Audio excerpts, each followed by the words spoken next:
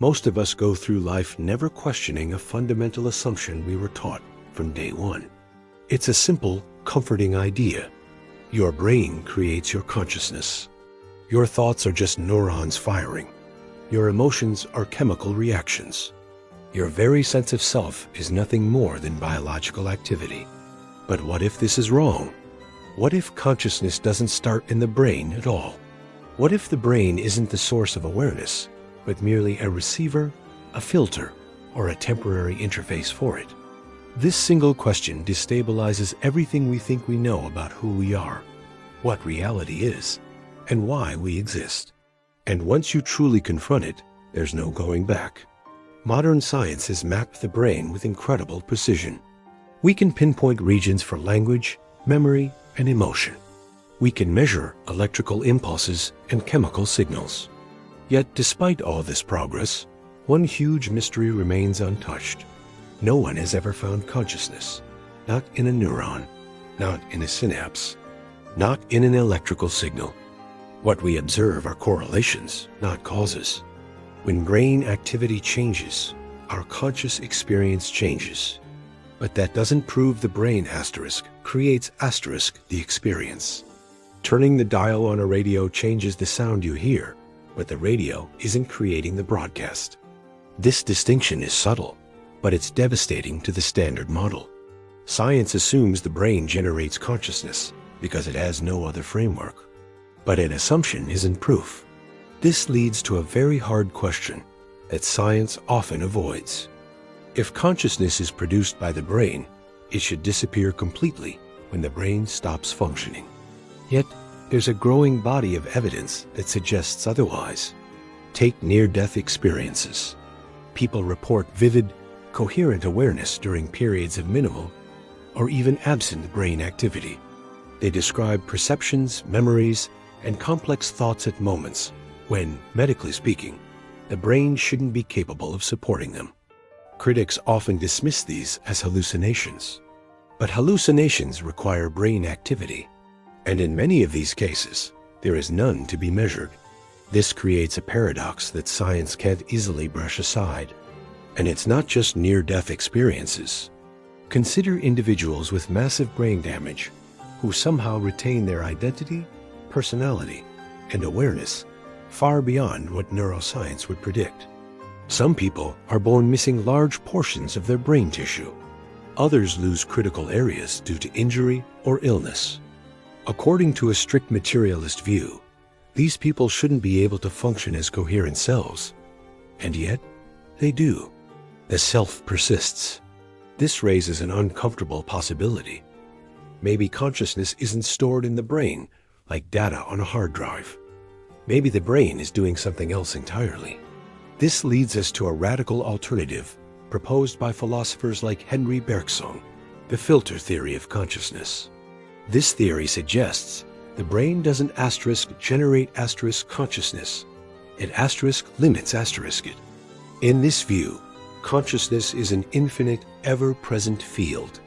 The brain acts as a kind of reducing valve, filtering all of that awareness down into a manageable, survival-focused experience we call reality.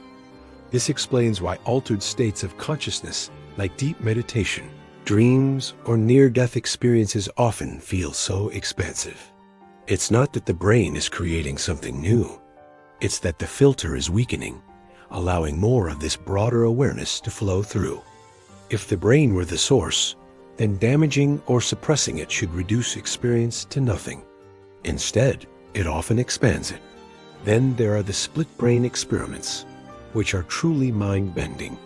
When the bundle of nerves connecting the brain's two hemispheres is severed, something incredible happens. Two independent streams of awareness emerge within a single body. Each side can perceive, decide, and act without the other's knowledge. So, which one is the real person? If consciousness were a single, unified product of the brain, this shouldn't be possible. But it happens consistently. This suggests that whatever unifies our consciousness might not be purely biological. Carl Jung, the famous psychoanalyst, observed something equally unsettling. He found that people from entirely different cultures, time periods, and backgrounds all produce the same symbols, dreams and archetypes, without any shared experience. He called this the collective unconscious, a layer of the psyche that isn't personal, isn't learned, and isn't located in any single brain. This idea implies that consciousness isn't strictly confined to individuals. Instead, our individual minds might be tapping into a shared psychological field. If that's true, your awareness isn't private. It's participatory. So why does this idea feel so dangerous? Suggesting that consciousness exists beyond the brain threatens several core pillars of our modern worldview. It threatens materialism, the belief that only physical matter is real. It threatens our sense of control, because if consciousness is non-local, it can't be fully predicted or contained. And most of all, it threatens our identity, because if your awareness isn't produced by your body, then you are not what you think you are. That level of uncertainty is deeply uncomfortable, which is why the idea is so often dismissed, rather than actually disproven. Strangely enough, support for this idea comes from the hardest of sciences, quantum physics. Quantum theory introduces phenomena that defy classical logic, like entanglement, where particles can influence each other instantly across vast distances. Some physicists even suggest that consciousness itself might play a role in collapsing quantum probabilities into the solid reality we experience.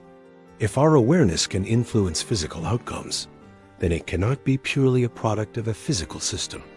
This doesn't mean our thoughts control reality, but it does hint that consciousness may be a fundamental participant in its formation. Think about your own experience. You feel like you are inside your head, looking out through your eyes. But this is just a perceptual illusion. You never directly experience your brain. You don't perceive your neurons firing.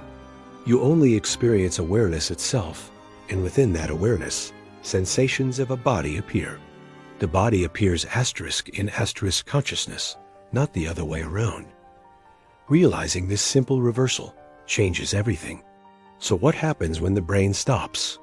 If the brain is a receiver rather than a generator, then death isn't annihilation. It's disconnection. The broadcast signal doesn't vanish just because the radio breaks. It simply stops being received on that particular device. This very idea appears in countless spiritual and philosophical traditions across history, not as a blind belief, but as an experiential insight.